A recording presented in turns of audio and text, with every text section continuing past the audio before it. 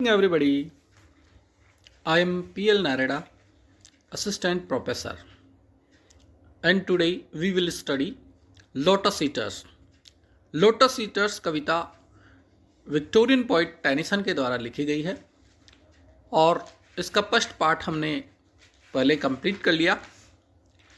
ये कोरिक सॉन्ग से स्टार्ट होता है। कोरिक सॉन्ग का मतलब होता है समूह गान। लोटस ईटर्स मतलब लोटस को खाने वाले। यूलिसस और उसके साथी जब समुद्र में यात्रा कर रहे थे तो वे एक जगह पर पहुंचे और वह जगह लोटस ईटर्स की थी, यानी वहाँ पे लोटस को खाने वाले व्यक्ति रहते थे। जब उन्होंने लोटस के पौधे को और उसके फल को खाया तो वे गहरी नींद में सोने लगे। उनको चारों तरफ आलस का वातावरण दिखाई देने लगा और उस आलस के वातावरण में फिर वे एक दूसरे से क्या चर्चा करते हैं, उसी को यहाँ पे समूह गान के रूप में बताया गया है। यानी फिर वो सारे के सारे ही एक दूसरे से क्या कहते हैं, ये इसमें बताया है। कोरिक सॉन्ग, कोरिक जो है कोरस से बना है। कोरस का मतलब होता है समूह और सॉन्ग गान। समूह गान मतलब जिसमें बहुत सारे व्यक्ति मिलकर के गाते हैं, वो कोरिक सॉन्ग कहलाता है। देखिए क्या वो गाते हैं। There is sweet music here that softer falls than petals from blown roses on the grass। उस लोटस लैंड के बारे में बताते हुए, उस लोटस जमीन के बारे में बताते हुए वो सारे ही कहते हैं देयर इज स्वीट म्यूजिक। देखो यहाँ कितना अच्छा म्यूजिक है। हियर मतलब यहाँ पे मतलब उस लोथोपेज द्वीप पर। और ये म्यूजिक कैसा है? सॉफ्टर, बहुत ही कोमल तरीके से। फॉल्स गिरता है यानी सुनाई देता है। ये म्यूजिक इतना सॉफ्ट है कि ये इस तरह से हमारे कानों को सुनाई देता है। देन पेटल्स, पेटल्स मतलब पंखुड़ियाँ। फ्रॉम ब्लॉन रोजेज, रोज मतलब गुलाब और ब्लॉन मतलब खिला हुआ। ऑन द ग्रास, जैसे खिली हुई पत्ती, गुलाब की जैसे खिली हुई पत्ती घास पे गिरती है और उसकी आवाज़ हमें सुनाई नहीं देती, बस उसकी खुशबू से पता चलता है कि घास पे कोई पत्ती गिरी है। ठीक उसी तरह से यहाँ पर हमारे कानों में मधुर ध्वनियाँ, संगीत सुनाई दे रहा है। उस संगीत की तुलना पंखुड़ी से की गई है। यहाँ पर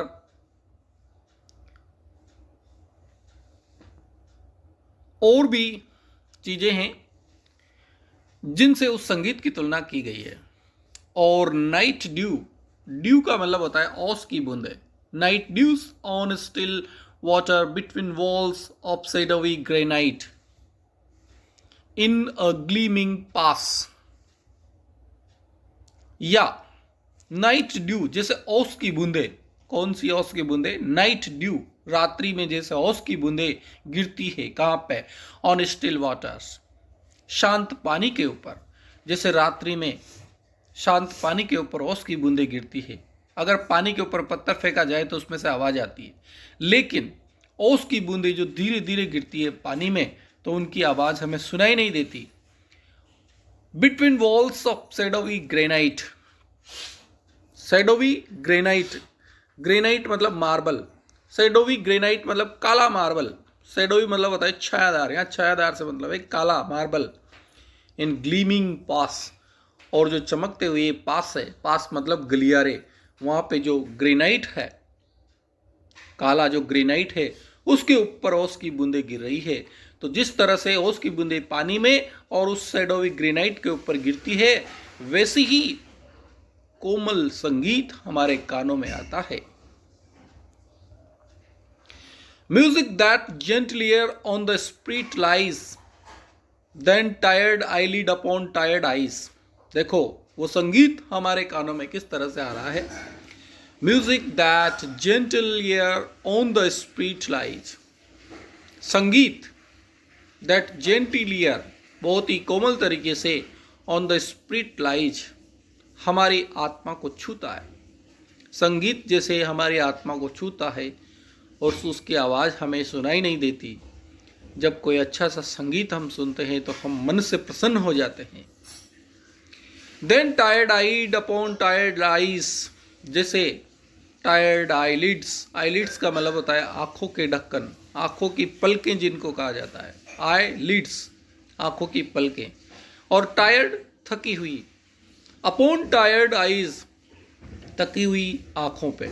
यहाँ कहने का मतलब है कि जब हमारी आंखें थकी हुई हो, जब हमें गहरी नींद आ रही हो, तो जैसे हमारी पलकें जो है चुपके से बंद हो जाती है, हमें पता ही नहीं चलता कि कब हम सो गए। उसी तरह से ये संगीत हमारे कानों में सुनाई दे रहा है।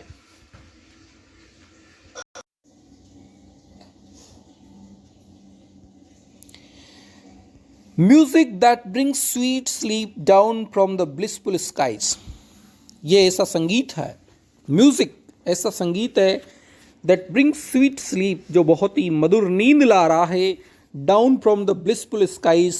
ब्लिसफुल का मतलब है खुश, स्काइज आसमान से, यानी आसमान जो है उसको भी ब्लिसफुल कहा है, यहाँ पे पर्सोनिफिकेशन है, स्काइज आसमान, और उसको भी बहुवचन में बताया है, स्काइज। इसका एक ही होता है लेकिन कवि है, इनकी कल्पना अलग होती है। फ्रॉम द ब्लिसफुल स्काइज, खुश आसमान से, जैसे music that brings sleep, sweet sleep, बहुत ही कोमल नींद हमें दे रहा हो। Here are cool mosses deep, देखो यहाँ पर क्या क्या है, here are cool mosses deep, यहाँ पे चारों तरफ काई छाई हुई है। मॉस का मतलब होता है काय, डीप यानी गहरी, यहाँ पर बहुत ही कूल ठंडी और गहरी काई छाई हुई है। And through the moss the ivies creep, और उन मॉस लताओं में, उन काई में से आइवीज, आइवीज मतलब लताएं, बेल, क्रीप मतलब रेंगती हुई निकल रही। एक तो बहुत सारी गहन काई छाई हुई है, फिर उस काई में से बहुत ही शानदार लताएं क्रीप रेंगती हुई आगे निकल रही है। And in the stream the long he lived flower weep, and in the stream, और उन जलधाराओं में से, स्ट्रीम मतलब जलधारा, झरने, the long lived flowers, long lived लंबी लंबी पत्तियों वाले, लॉन्ग लिव्ड लंबी लंबी पत्तियों वाले, देखो यहाँ पे लॉन्ग लिव्ड एलिट्रेशन की छटा, अनुप्रास अलंकार, लॉन्ग लिव्ड, एल साउंड जो है वो रिपीट हो रहा है। फ्लावर्स वीप, फूल रोते हुए से नजर आ रहे हैं, फ्लावर्स फूल, वीप रोते हुए से नजर आ रहे हैं। यहाँ पे देखिए पर्सोनिफिकेशन, फ्लावर्स वीप, फूल रोते हुए से नजर आ रहे हैं। रोने का काम इंसान का है, फूलों का नहीं। फूलों को रोते हुए बताया है, मानवीकरण कर दिया है कवि ने। एंड इन द स्ट्रीम, और उन जलधाराओं में, द लॉन्ग लिव्ड, लंबे लंबे पत्तियों वाले, फ्लावर्स भी फूल रोए हुए से नजर आ रहे हैं, लटके हुए से नजर आ रहे हैं। कवि ने पूरी तरह से लैंग्यूड एटमॉस्फियर क्रिएट किया है। लैंग्यूड एटमॉस्फियर मतलब सुस्ती का वातावरण तैयार किया है, क्योंकि जब व्यक्ति सुस्त होगा तभी तो वो कोई कार्य नहीं करेगा। और इस स्टेंजा में कवि ने पूरी तरह से सुस्ती का वातावरण तैयार कर दिया है। कवि बता रहा है कि यहाँ पे संगीत बड़ी शांति से चलता है, यहाँ पे कोई डीजे नहीं बजता जो हमारे कानों को कर्कश लगे, बल्कि यहाँ पे बहुत ही शांत और मधुर संगीत चलता है, जिसकी वजह से हमें नींद आ जाती है और फिर हम आगे नहीं बढ़ना चाहते हैं। And from the craggy ledge the poppy hangs in sleep, and from the craggy ledge, और फिर उन क्रेगी लैक्स में से, वहाँ पे जो क्रेगी काले रंग की जो लैक्स है उनमें से, एंड और फ्रॉम द क्रेगी लैक्स, उन काले रंग की लैक्स में से, लेज मतलब छज्जे, काले रंग के जो छज्जे हैं, द पॉपी, पॉपी अफीम के पौधे, हैंग्स इन स्लीप, लटके हुए से नजर आ रहे हैं। हैंग्स मतलब लटके हुए से, इन स्लीप और नींद में नजर आ रहे हैं। यहाँ पर फिर कवि ने मानवीकरण अलंकार का प्रयोग किया है। हैंग्स इन स्लीप, पॉपी के जो पौधे हैं वो सोए हुए से नजर आ रहे हैं। पर्सोनिफिकेशन, सोने का काम इंसान का है, पौधों का नहीं। यहाँ पर जब अफीम के पौधे ही सोए हुए से नजर आ रहे हैं तो हम क्यों काम करें, हम भी सो जाते हैं। इस तरह से कवि ने फर्स्ट स्टेंजा में पूरी तरह से लैंग्वेज एटमॉस्फियर क्रिएट किया है। अब देखिए सेकंड स्टेंजा में कवि क्या कर रहा है। Why are we weighed upon with heaviness and utterly consumed with sharp distress। Why are we weighed upon with heaviness, heaviness मतलब भारीपन, वेड का मतलब वजन से दब जाना, weighed upon, why are we weighed upon with heaviness, हमारे ऊपर ही ये सारा वजन क्यों लाद दिया जाता है, ये सारी जिम्मेदारियों का वजन क्यों लाद दिया जाता है हमारे ऊपर। And utterly consumed with sharp distress, consume का मतलब होता है भक्षण करना, खाना, अटरली मतलब पूरी तरह से, एंड अटरली कंज्यूम और पूरी तरह से क्यों खाया जाता है, विद शार्प डिस्ट्रेस अत्यधिक परेशानियों से, शार्प मतलब तीक्ष्ण, डिस्ट्रेस परेशानियों से, यानी इंसान के ऊपर ही सारी परेशानियां क्यों आती है, और चीज़ों के ऊपर तो परेशानियां आती नहीं है। While all things else have rest from weariness, all things have rest, why should we toil alone? We only toil who are the first of things। देखो कवि ने दृष्टांत के माध्यम से समझाया है। While all things else have rest from weariness, weariness मतलब थकान, all थिंग्स दूसरी जो चीजें हैं, एल्स मतलब दूसरी, ऑल थिंग्स एल्स दूसरी जो चीजें हैं, हैव रेस्ट वो रेस्ट करती है फ्रॉम वियरीनेस थकान से, और दूसरे जो जानवर हैं, जो प्राणी हैं, जो पेड़ पौधे हैं, वो सब रेस्ट करते हैं जब वो थक जाते हैं। ऑल थिंग्स हैव रेस्ट, सब चीज़ें रेस्ट करती है। Why should be toil on, toil का मतलब होता है परिश्रम करना, तो फिर हम अकेले ही क्यों परिश्रम करें, और चीज़ें तो रेस्ट करती है, और इंसान क्यों निरंतर परिश्रम करता रहता है। वी ओनली टॉयल, हम ही क्यों परिश्रम करें, who are the first of the things, जबकि हम तो सभी चीज़ों में फर्स्ट हैं, श्रेष्ठ हैं। कहा जाता है कि मानव जीवन जो है सबसे बेस्ट है, तो फिर मानव जीवन जो सबसे बेस्ट है वो ही वो परिश्रम क्यों करे, जबकि और चीज़ें और जो प्राणी हैं वो तो रेस्ट करते हैं। एंड मैक प्रिपिचुअल मौन, और फिर हम विलाप भी करते रहते हैं। मौन का मतलब होता है विलाप करना, किसी बात पे कराहना, दुख से तड़पना, और प्रिपिचुअल का मतलब होता है निरंतर, हमेशा। एंड मेक प्रिपिचुअल मौन स्टिल फ्रॉम वन सोरो टू अनदर थ्रोन, हम विलाप क्यों करते रहते हैं। एंड स्टिल फ्रॉम वन सोरो टू अनदर, और एक दुख से दूसरे दुख की ओर थ्रोन क्यों हमें फेंका जाता है, एक के बाद दूसरा दुख क्यों हमारी जिंदगी में आता रहता है, जबकि हम तो सबसे बेस्ट हैं, सभी प्राणियों में श्रेष्ठ हैं।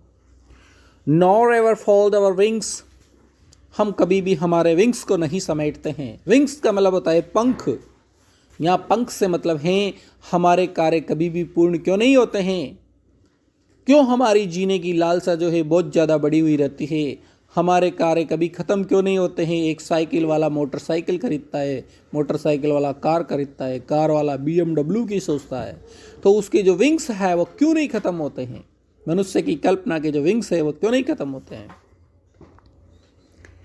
एंड सीज फ्रॉम वॉन्डरिंग्स, हम भटकते हुए क्यों रेस्ट नहीं करते हैं। सीज का मतलब होता है बंद करना, वॉन्डरिंग्स है भटकना, हमारा जो भटकाव है वो बंद क्यों नहीं होता है, हम क्यों पूरी जिंदगी भटकते रहते हैं। नॉर स्टीप अवर ब्रोस इन स्लम्बर्स होली बाम, देखिए ब्राउज का मतलब होता है ललाट, इन स्लम्बर्स होली बाम, बाम का मतलब होता है आराम, होली यानी पवित्र, और स्लम्बर का मतलब होता है नींद।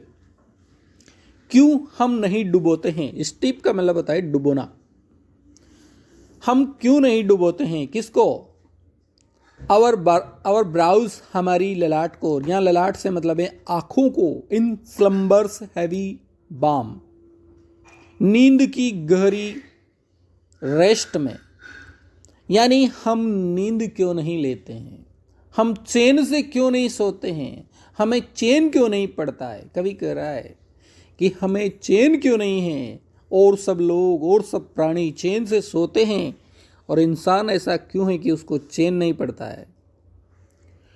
Nor harken what the inner spirit sings, हम हमारे अंदर की अंतर मन की आवाज़ को क्यों नहीं सुन पाते हैं। हार्क का मतलब होता है सुनना। नॉर हार्कन क्यों नहीं सुन पाते हैं, what the inner spirit sings, हमारे इनर स्पिरिट जो गाती है। इनर स्पिरिट मतलब मन की आत्मा, अंदर की आत्मा सिंग्स गाती है। हमारे मन में से जो आवाज आती है, हमारा जो अंतर मन जो कहता है, उसको हम क्यों नहीं सुन पाते हैं। There is joy, there is no joy but calm। देखो यहाँ पे इस जगह पे वैसे आनंद तो नहीं है, लेकिन शांति कितनी है।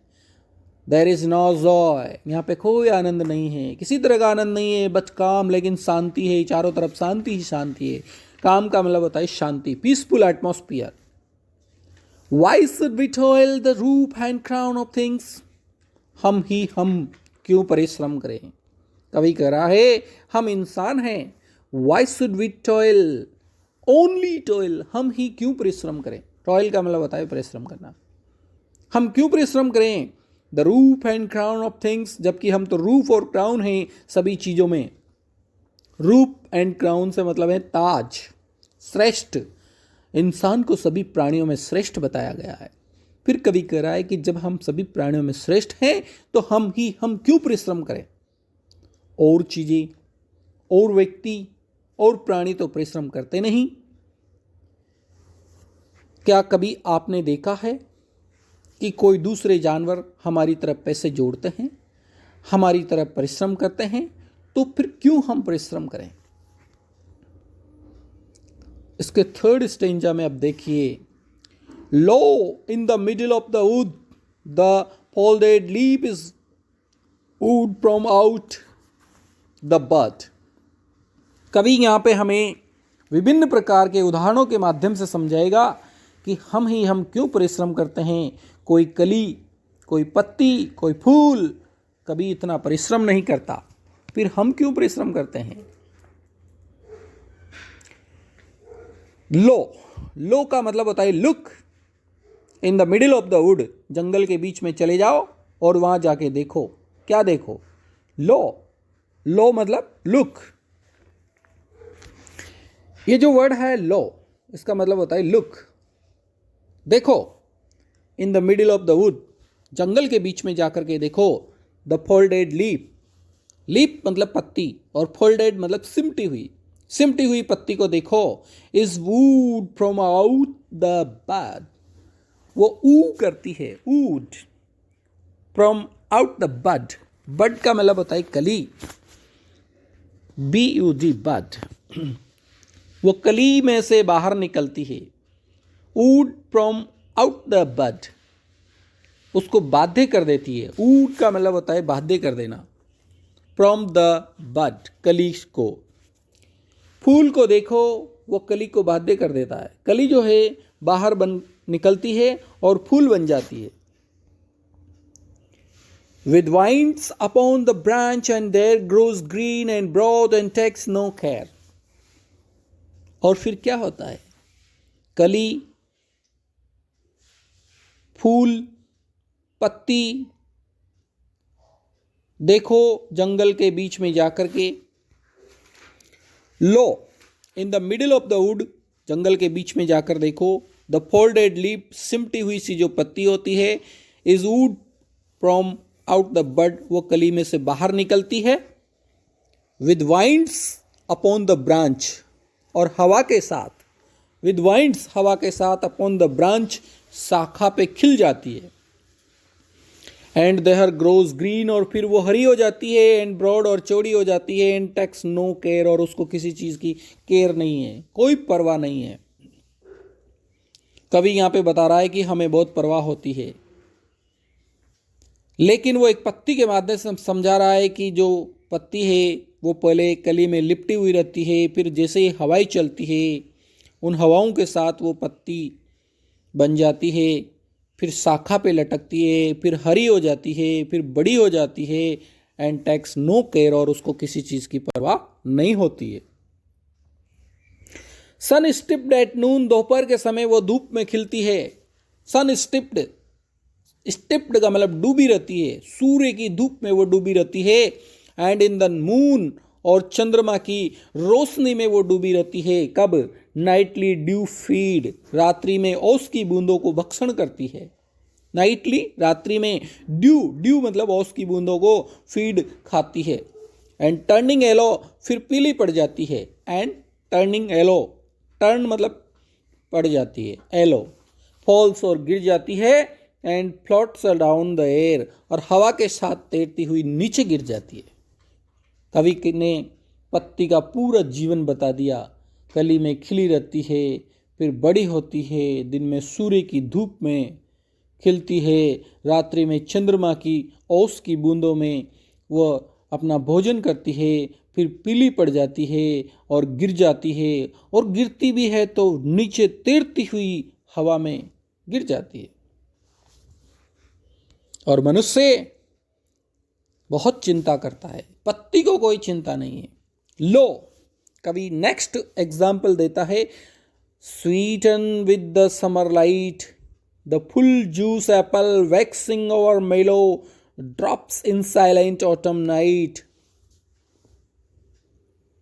लो, देखो, sweeten with the summer light, sweeten यानी मधुर कर दिया गया है, किसके द्वारा? विद द समर लाइट, गर्मी की लाइट के द्वारा, गर्मी के प्रकाश के द्वारा, जिसको मीठा कर दिया गया है।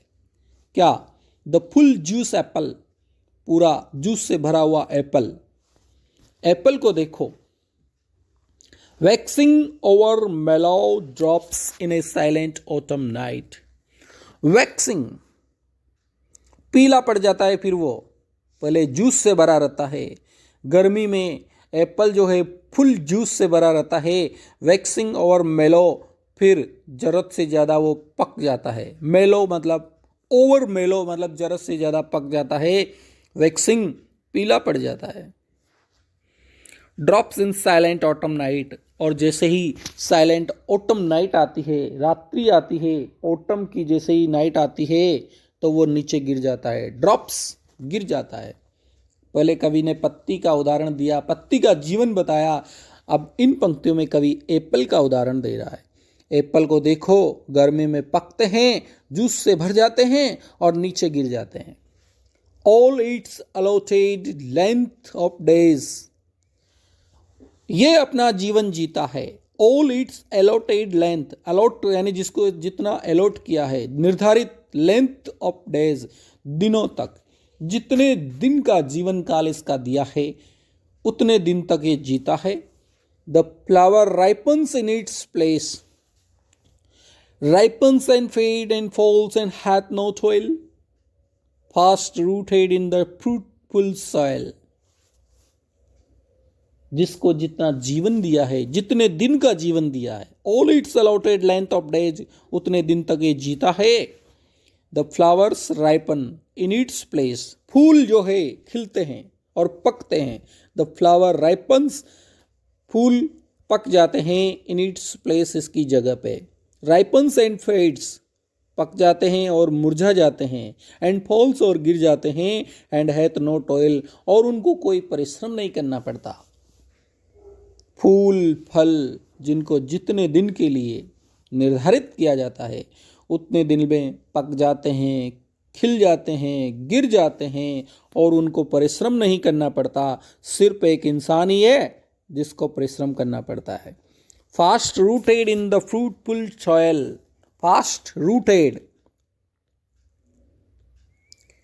फास्ट रूटेड यानी गहराई तक। In the fruitful soil, fruitful मतलब लाभदायी, सॉइल मतलब मिट्टी।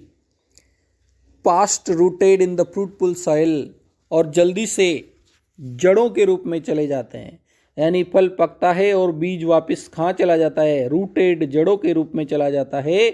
इन द फ्रूटफुल सॉइल, उपजाऊ मिट्टी में। सॉइल का मतलब होता है मिट्टी, फ्रूटफुल मतलब उपजाऊ। फल फूल अपना जीवन काल समाप्त करके फिर से वापस उसी उपजाऊ मिट्टी में चले जाते हैं और उनको कोई परिश्रम नहीं करना पड़ता, उनको कोई परिश्रम नहीं करना पड़ता। सिर्फ इंसान ही है जो खूब परिश्रम करता है। फोर्थ स्टेंजा देखिए, hateful is the dark blue sky. ये नीला आसमान भी अब तो हमें बुरा लगने लगा है। हेटफुल घृणाजनक लगने लगा है। Is the dark blue sky, ये dark blue sky. Vaulted over the dark blue sea, जो गुंबद की तरह छाया हुआ है। वैल्यूटेड मतलब गुंबद की तरह, ओवर द डार्क ब्लू सी, इस गहरे नीले समुद्र के ऊपर, इस गहरे नीले समुद्र के ऊपर जो ये गहरा नीला आसमान छाया हुआ है, ये भी हमें नफरत लायक लगने लगा है। Death is the end of life. Ah, why should life all labour be. कभी यहां पे क्वेश्चन उठा रहा है। Death is the end of life, जब मृत्यु जीवन का अंत है। Death is the end of life, जब मृत्यु ही जीवन का अंत है। आह, तो why should life all labour be, हम पूरी जिंदगी क्यों परिश्रम करें जब हमें यह पता है कि एंड में हमें मरना है। तो फिर हम पूरी जिंदगी परिश्रम क्यों करें। लेट अस अलोन, और फिर हम ही क्यों परिश्रम करें, और प्राणी तो परिश्रम करते नहीं। लेट अस अलोन, हमें अकेला छोड़ दो। वो सारे के सारे जो नाविक है जो कि उस इत्थाका लोथोपेस द्वीप पर है, उन्होंने उस लोटस के पौधे को खाने के बाद बहुत ज़्यादा आलस से भर जाते हैं और वो कहते हैं हमें अकेला छोड़ दो, हम मेहनत नहीं करेंगे। दुनिया की कोई चीज़ें मेहनत नहीं करती, फल फूल पेड़ पौधे कोई मेहनत नहीं करते, तो हम क्यों मेहनत करें। लेट अस अलोन, हमें अकेला छोड़ दो। Time drive onward past, time समय, ड्राइव ऑनवर्ड पास्ट, ऑनवर्ड मतलब आगे की ओर, पास्ट तेज गति से ड्राइव बढ़ रहा है। देखो समय जो है बहुत तेज गति से चल रहा है। And in little while our lips are dumb, और जो हमारे लिप्स है वो डम होते जा रहे हैं, हमारे जो होठ हैं वो गूंगे होते जा रहे हैं। And in a little while, और थोड़े समय में ही आवर लिप्स आर डम, हमारे होठ खामोश हो जाएंगे। यहाँ पर होठ खामोश होने से मतलब क्या है, अर्थात हम मर जाएंगे।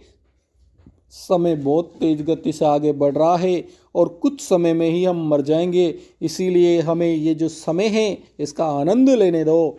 लेट अस अलोन, हमें अकेला छोड़ दो। What is it that will last? इस दुनिया की कौन सी चीज है जो लास्ट रहेगी। What is it that will last?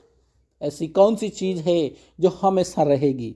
जब सारी चीजें नष्ट हो जाएगी तो ऐसी कौन सी चीज है जो हमेशा रहेगी। All things are taken from us, सारी चीजें हमसे ले ली जाएगी। And become portion and parcel, portion and parcel से मतलब है पार्ट एंड पार्सल, यानी अभिन्न अंग। All things are taken from us, सारी की सारी चीजें हमारी छीन ली जाएगी, क्योंकि समय जो है बहुत तेज गति से आगे बढ़ रहा है और इस दुनिया की कोई भी चीज़ जो है स्थायी नहीं है। हमारी सब चीज़ें यहीं की यहीं रह जाएगी, तो हम क्यों परिश्रम करें। ऑफ द ड्रेडफुल पास्ट, और ये सब चीज़ें क्या हो जाएगी, part and parcel of the dreadful past. Dreadful past का एक हिस्सा बन जाएगी, भयंकर इतिहास बन जाएगी। ड्रेडफुल पास्ट मतलब खतरनाक, ड्रेडफुल का मतलब होता है डरावना, पास्ट भूतकाल। हमारी जो चीज़ें हैं वो भूतकाल का हिस्सा बन जाएगी, यानी हम सब मिट्टी में मिल जाएंगे, हम सब भूतकाल बन जाएंगे। इसीलिए लेट अस अलोन, हमें अकेला छोड़ दो, हमें आनंद लेने दो इस जगह का। लेट अस अलोन, हमें अकेला छोड़ दो। What pleasure can we have to war with evil? कवि यहाँ पे फिर क्वेश्चन करता है उन नाविकों के माध्यम से, What pleasure can we have to war with evil? हम बुराई के साथ युद्ध जारी रख करके कौन सा आनंद प्राप्त कर सकते हैं। What pleasure, कौन सा आनंद can we have, हम ले सकते हैं to war with evil, बुराई के साथ लड़ाई जारी रख करके। बुराई के साथ मान लो अगर हमने लड़ाई जारी भी रखी तो भी हमें कौन सा आनंद मिलने वाला है? Is there any peace in ever climbing up the climbing wave? क्या इसमें कोई आनंद है? इज देयर एनी पीस, क्या इसमें कोई शांति है? इन एवर क्लाइंबिंग, हमेशा चढ़ाई करने में, अप द क्लाइंबिंग वेव, इन लहरों के साथ, वेव मतलब लहरें, इन समुद्र की लहरों के साथ हमेशा चढ़ाई करते रहने में, हमेशा नाव चलाते रहने में क्या किसी तरह का आनंद है? जब इनमें किसी तरह का आनंद नहीं है तो हम क्यों परिश्रम करें? हमें अकेला छोड़ दो। ऑल थिंग्स हैव रेस्ट, सब चीज़ें तो रेस्ट करती है, एंड राइपन, और पक जाती है, टुवर्ड द ग्रेव, और कब्र में चली जाती है। दुनिया की सब चीज़ें क्या करती है? ऑल थिंग्स हैव रेस्ट, सब चीज़ें रेस्ट करती है, and ripen toward the grave, जब वे पक जाती है, टुवर्ड द ग्रेव, तो कब्र में चली जाती है, इन साइलेंस, और साइलेंस, चुप हो जाती है, राइपन, पक जाती है, फॉल एंड सीज, गिर जाती है और बंद हो जाती है। दुनिया की सब चीज़ें साइलेंस हो जाती है, राइपन हो जाती है, फॉल हो जाती है और सीज हो जाती है, बंद हो जाती है। जब ये प्रकृति का नियम है कि सब चीज़ें एक दिन कब्र में जाने वाली है, तो फिर हम क्यों परिश्रम करें?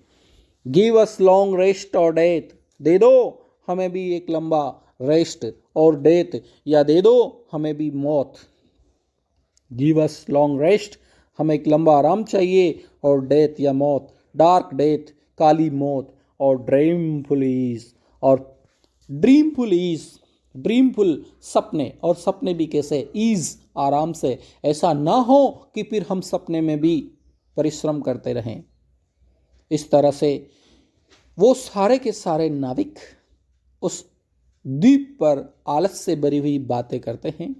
साथियों, इस कविता का एक और पार्ट 3 कुछ ही दिनों में आएगा। तब तक आप इसको पढ़िए और आनंद लीजिए, और अपने साथियों से कहिए चैनल को सब्सक्राइब कीजिए, खुद भी सब्सक्राइब कीजिए। Thank you.